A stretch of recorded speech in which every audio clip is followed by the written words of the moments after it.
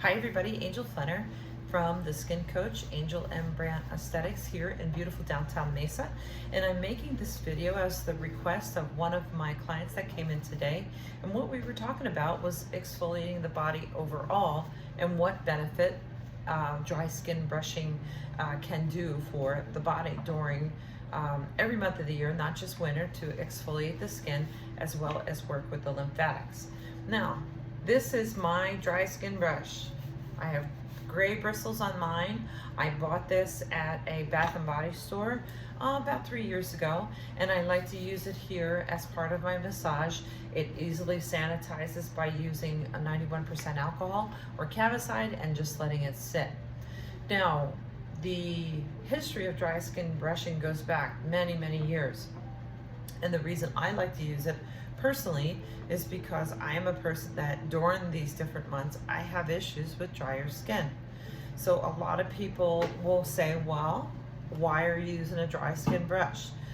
Today's video talks about the benefits of brushing, where it has to do with your lymphatics, as well as exfoliating, as well as developing natural sebum in the skin.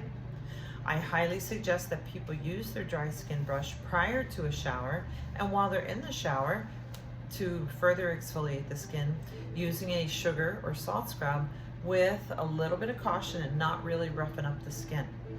I suggest that people do not do a dry skin brushing treatment prior to going to sleep at night, as it does activate the body and does cause the lymphatics to flow. Now, you may be asking me, why is it important to have work going on with your lymphatics?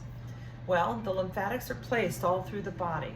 And if you would like to Google lymphatic system, I would highly suggest it so you can see where lymph glands are found in the body and how they connect to each other through the tributaries and glandular activity that goes on during the day and goes on during our life from when we're infants up until we're older people. Why is lymphatic drainage? Why is lymphatics so important? Because the lymph glands of the body gather the toxin that we consume, that we are exposed to in different products, in different skincare treatments, in even something as simple as the water we drink or the soap that we use on our clothing. So when we are doing dry skin brushing, we are actually moving the lymph by giving it some good pressure and brushing the skin and brushing the body from tips of your toes, tips of your fingers up toward the heart, underneath breast tissue, through the décolleté, and down in the neck. I love to do it a lot personally on my stomach area so that I know my digestive tract is moving and helping the toxins that I consume or that I face every single day to move out of my body and into my waste cycle. A dry skin brush can run you anywhere from the dollar store. A lot of people have told me they bought the mat and they look from the dollar store like a stick, and you can pop the brush off and they look like the one that you can use in the shower. Perfect, just don't use it on wet skin. My brush has a little bit of a boar's head to it. I did buy mine, as I mentioned, at a Bath and Body shop. Second step, to always remember, don't use it with anything, because if your bristles on your brush, tongue-tied today, are not natural, what'll happen is you will get micro tears in your skin and you might introduce bacteria to your skin, and you don't need that. I like to do brushing prior to shaving. I like to have my clients do it prior to waxing, which is awesome because you're also exfoliating, which is very, very important. Now, some of my clients have asked me, is it over exfoliating or overstimulating the body if you are doing a sugar or salt scrub after it? And that's a great question. I would say no, but the reason why is you're doing most of your pressure when you're doing your brushing as you're brushing. And when you're doing your exfoliating through using your sugar or your salt products, or there's even things like people use cornmeal or raspberry seeds or things like that. You're letting the agent that's the scrubbing or exfoliating agent in that product take off the dead skin by doing its work. So you don't really need to give it all that extra stuff that you are thinking is going to help exfoliate the body better. Range in price from, as I mentioned, to $1 all the way up to like $20 or $30. I've seen some very beautiful brushes with that amount of money. The other thing I would like to close with, after you do your skin brushing, nurture your skin.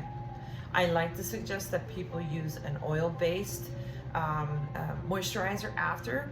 The hemp line is definitely my favorite. However, I am really big into also using oils. Here in Arizona in the summertime, I love using my safflower oil because it is a local product and locally indigenous here to Arizona. There's also avocado oil, high in essential fatty acids. And last but not least, despite the demonizing by the American Heart Association, I'm also a big fan of using kukui nut or organic coconut oil, which can be found at your local grocery store, a Sprouts or Whole Foods, as well as products you can find at groceries, and I think the other place is called Nature's Finest. So if there's any questions or you'd like more information with regard to skin brushing, I do have a handout and diagram that I would be more than happy to post the link to below this video. Other than that, be kind to yourself. Looking forward to the holidays coming up. Stay safe with the whole coronavirus thing that's going on, and always remember to pay it forward.